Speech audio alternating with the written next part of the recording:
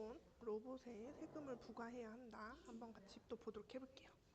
맨 처음에 지금 사회자가 이야기를 시작을 하고 있죠. 그래서 보면은 사회자의 역할을 잘 기억을 해야 되는데, 여기에서 처음에 보면은 우리의 쟁점을, 우리가 토론의 주제가 무엇인지 알려주고 있어요. 그 다음에 먼저 찬성 측과 반대 측을 정하도록 하겠습니다 라고 해서 역할을 하고요. 그 다음에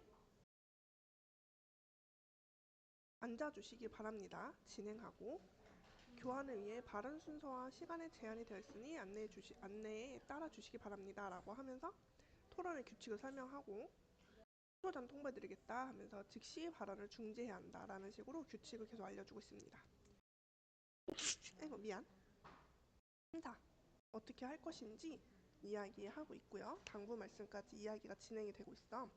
그래서 여기가 내용이 조금 복잡할 수 있기 때문에 같이 한번 정리를 해보면, 첫 번째로 논제 소개, 그 다음에 토론의 순서 하고요. 그리고 여기서 보면은 사회자 역할, 마지막에 토론자가 규칙을 잘 지킬 수 있도록 안내, 당부하는 내용이 여기 마지막 부분까지 이루어지는 부분이에요. 그래서 토론에 대해서 하겠다라면서 입론을 찬성 측에서 입론 시작해달라고 하는데, 여기서 좀 같이 정리하고 갑시다. 입론이라고 하는 거는 논제의 찬성 측 논제의 필수는 사회적 배경이 무엇인지, 핵심 용어의 개념, 그리고 이렇게 했을 때 기대의 효과가 무엇인지, 이런 것들을 말해주는 게 가장 기본이야. 어떤 토론이든 얘는 해줘야 돼. 그래서 그런 내용들이 잘 담겨져 있는지 같이 보도록 해볼게요. 처음에 4차 산업혁명으로 어쩌고저쩌고 해서 여기서 보면은 될 것이라는 두려움이 확산되고 있습니다 라고 하는 게 문제 상황인 거죠. 장비 자동화와 이런 로봇의 활동 증가가 생산성 향상으로 이루어져서 새로운 일자리를 만든 건 맞지만 기존의 일자리가 많이 없어질 거라는 우려가 진짜 현실화, 지금 실제로 이루어지고 있다라고 해야 하면서 여기 자신의 주장 이야기하고 있죠. 로봇세를 부과해야 한다고 생각합니다 라고 하면서 주장하고 있고요. 그 다음부터 조금 기니까 그냥 바로 박스 할게요. 로봇의 발달과 해서부터 분석하고 있습니다 라고 하는 부분에서 첫 번째, 여기가 쟁점 1인데, 일자리, 로봇의 발달로 인해서, 로봇의 발달로 인해 일자리 대체 문제가 심각하다라고 이야기를 하고 있는 거예요. 그리고 여기서 보면은 세계 경제 포럼은 이라고 하면서 이 근거에 대한 자료 출처를 밝히면서 전문가의 말을 인용함으로써 신뢰성을 얻고 있고, 특히 그런 부분들이 이런 수치로 등장하고 있기 때문에 되게 믿을만하죠. 그 다음에도 보면은 한국은행 조사국 고용분석팀은 이라고 해서 역시 신뢰도 있는 부분에 따라서 근거를 가져옴으로써 우리가 더 믿을 수 있게 되는 거지. 그 다음에 로봇세는 실업자를 위한 재험을 해서 사람이나 부과해야 되는 제도를 말합니다 라고 하면서 로봇세에 대한 정의를 하고 있어요. 우리가 이럴 때 토론에서는 주요 점에 용어를 정리함 이렇게도 나와요. 왜냐하면 로봇세라고 하는 게 무엇인지 가장 핵심적인 단어이기 때문입니다. 로봇세의 정의에 따르면 로봇세는 실업자를 위한 재원 마련을 목적으로 하므로 실업자의 최소 생계를 마련할 수 있고 재교육할 수도 있고, 그래서 인간 소외 현상을 정책적으로 극복할 수 있다라고 하게 되는 거지. 그래서 여기 두 번째 쟁점이 되는 건데, 로봇세의 정의에 따르면부터 두 번째 쟁점 정리해보면은 로봇세 도입을 통해서 문제 해결이 가능하다, 재원 마련이다, 이렇게 보고 있는 거죠. 그리고 장차 미래의 근간을 이루고 있는 산업 육성에 기여할 것이고, 땡땡일보의 자료를 보면 역시 신뢰성 있는 자료를 가지고 왔죠.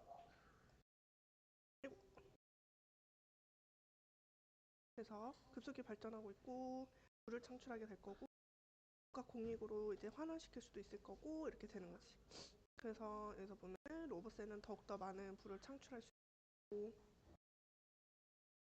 그러면 우리나라에도 어떤 도움이 있을 거고 공익으로 환원시킬 수 있을 거고 긍정적인 영향을 줄 거고 이렇게 이야기를 하고 있는 거죠. 그러니까 이거는 뭐야? 쟁점 세 번째.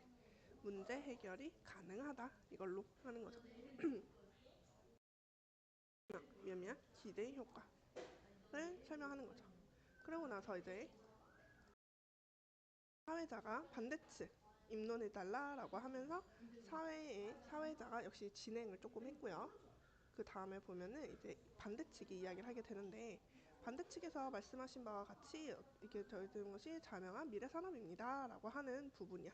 이 부분이 또 되게 중요한데 이 부분을 보면은 반대측도 인정하고 있어. 찬성과 반대가 같이 인정하는 부분이 있습니다. 이만큼 모두 다 그냥 무조건 나쁘다, 무조건 좋다 이게 아니라 너의 말도 틀린 건 아닌데 이런 식으로 들어가게 되는 거지. 이 사람의 주장은 로봇세를 부과해서는 안 된다가 주장이 되는 거죠. 왜냐하면 첫 번째로 로봇의 생산으로 인해서 첫 번째 부분 문단 전체를 보면은 포인트부를 보면은 이게 진짜 너네가 하는 말이 사실인지 우리 한번 따져봐야 해. 예를 들어서 일본, 대부분 이제 일본은 선진국의 사례로 보거든요. 선진국의 사례로 보았을 때 일자리가 많아서 청년들이 취업을 선택할 수 있었다.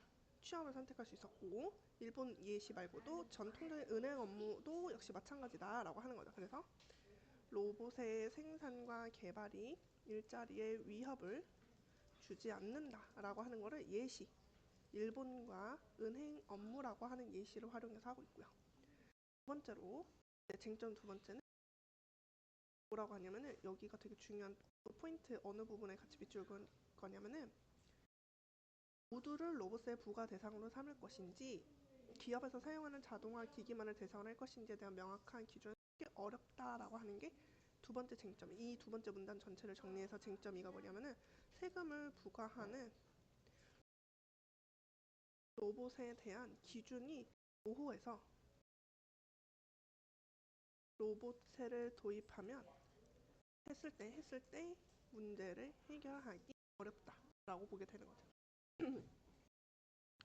세 번째, 마지막으로 로봇세 도입은 자동화로 얻을 수 있는 경제 성장이 저하될 수 있다라고 해서 세 번째 부분을 보면은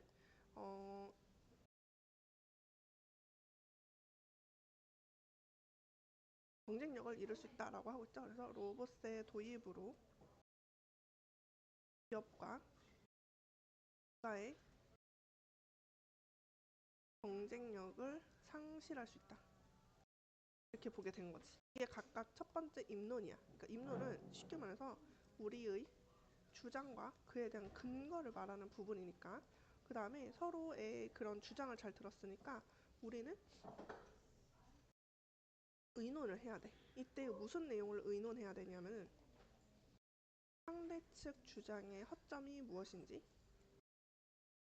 그리고 반박할 자료가 우리에게 있는지 그리고 우리 측 의견에 문제는 없는지 그러니까 방어도 하게 되는 거예요. 공격도 해야 되지만 방어도 해야 되는 거예요. 그래서 찬성 측은 로봇의 도입으로 인해 인간이 불행해질 것이다 한다라고 하면서 상대 측의 주장을 일단 여기 부분은 찬성 측의 주장을 먼저 일단 가지고 오고 하지만 오히려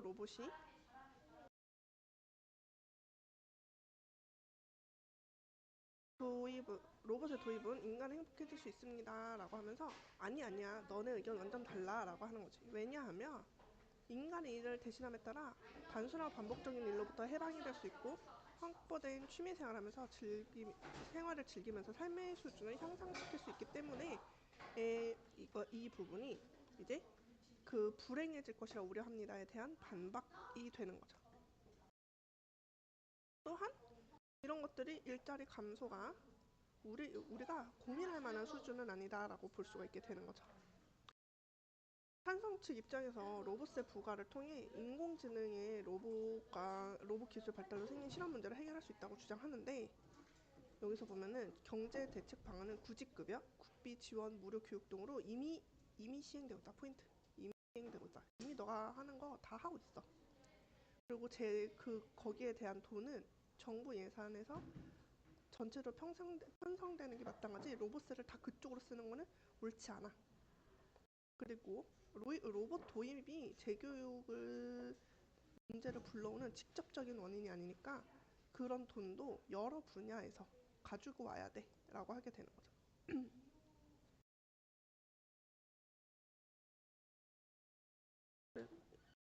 그 다음에 로봇세가 기술의 부를 공유하는 행위에서 관심을 정확하면 너네들의 의견은 그거는 확실한 근거가 없어 라고 말을 하면서, 이미 우리는 과세제도를 그런 거하고 관련된 과세제도를 하고 있는데 또 거기다가 기업에 과도하게 세금을 징수하는 거니까 추가 세금이 되는 거죠.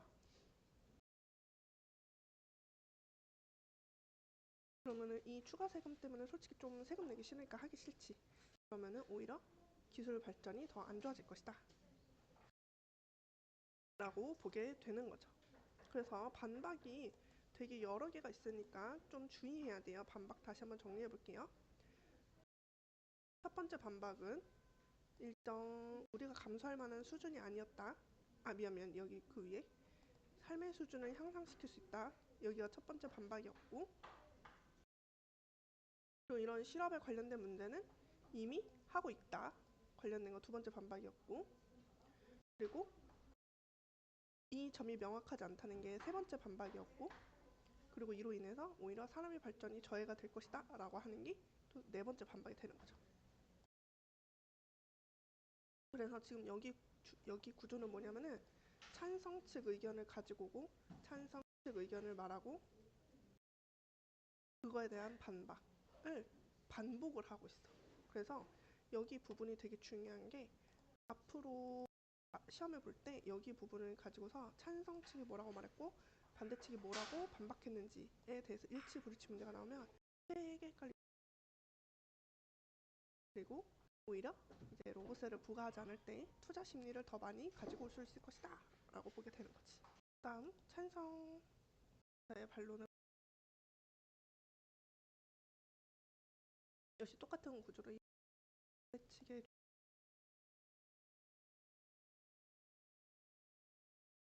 네, 우리가 조사해 보니까 너가 말한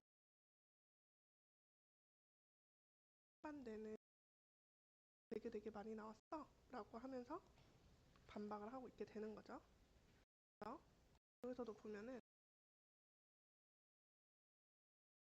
이거 가져와서 그 근거들이 다 어떻게 돼? 수치적으로 실제 숫자로 가져 이야기를 하고 있게 되는 거지.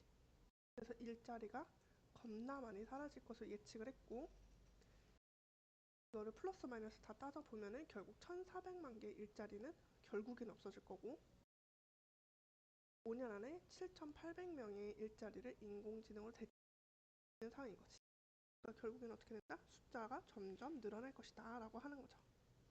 그리고 로봇에 대한 기준이 없다고 하는데, 이미 이거를 통해서 보고서를 특수 관련 의무를 가진 전자인간으로 법적 지위를 부여하는 로봇이,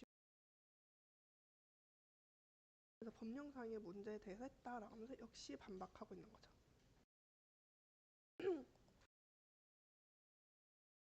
그리고 이게 시간이 더 흐르고 많이 흐르게 되면은 어떻게 될까?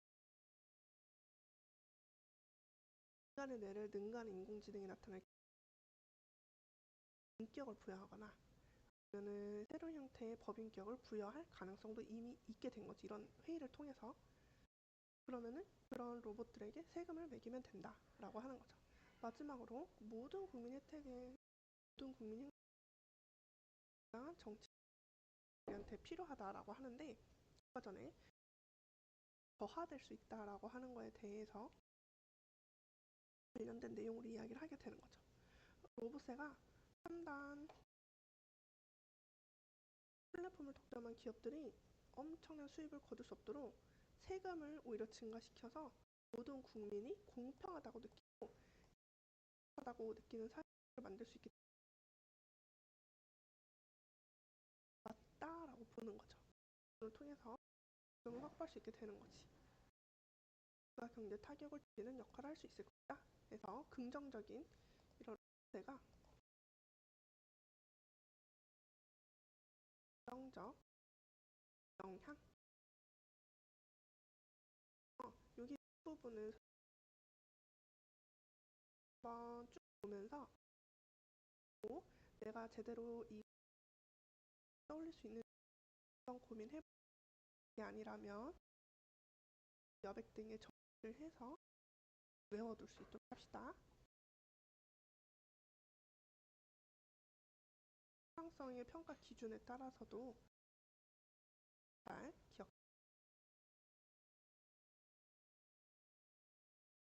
기억하고